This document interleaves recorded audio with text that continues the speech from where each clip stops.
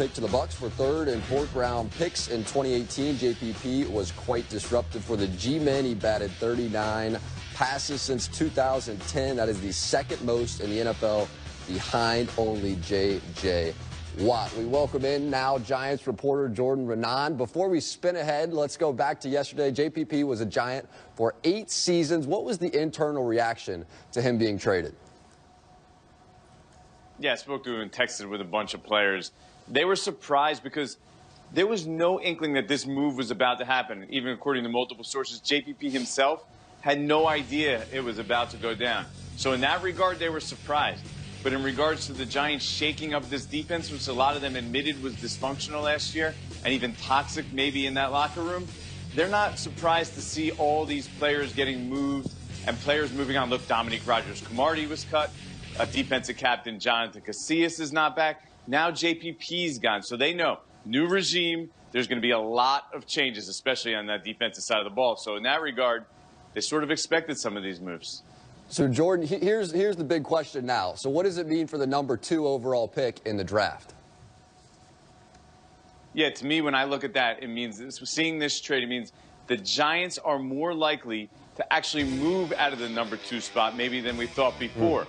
Because if you look at all their other moves this offseason, right, they committed to Eli Manning.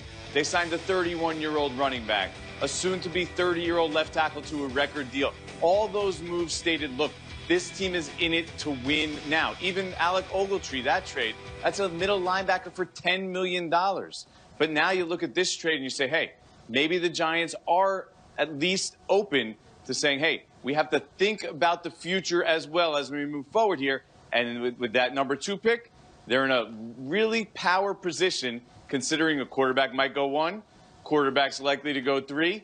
Some team is likely to want to come up and get that pick. The Giants could get a big haul for it. And the Bills, we know, they're one team that's desperately trying to move up. There's probably others out there that the Giants could get a lot from. Jordan, thank you very much, sir. Now for more draft buzz from NFL Nation, here's Rich Cimini with the Jets. Thanks, Jack. The Jets are focused on quarterbacks with the 3rd pick, and right now their top decision makers are in Laramie, Wyoming for Josh Allen's pro day. The Jets really like Josh Allen. That's what I'm hearing. They're in the midst of a 4-quarterback, 3-city tour across America this week. They were in L.A. for Darnold and Rosen, today in Wyoming for Allen, and tomorrow they'll have a private workout with Baker Mayfield in Oklahoma. A total of 6,100 miles of scouting. This is an important stretch for the Jets as they go back to stack their draft board for the final time. Now for the latest on the Broncos draft buzz, let's go over to Jeff Legwold. Thanks, Rich. But with the Broncos having signed Case Keenum at quarterback, they feel like they have a lot more flexibility with that number 5 pick.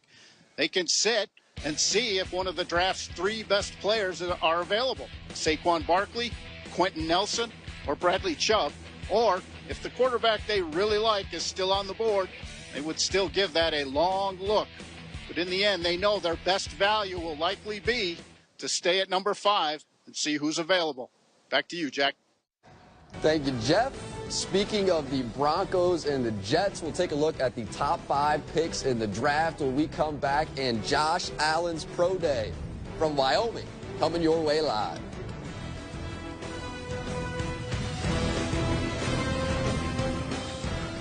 Can we finish what we started?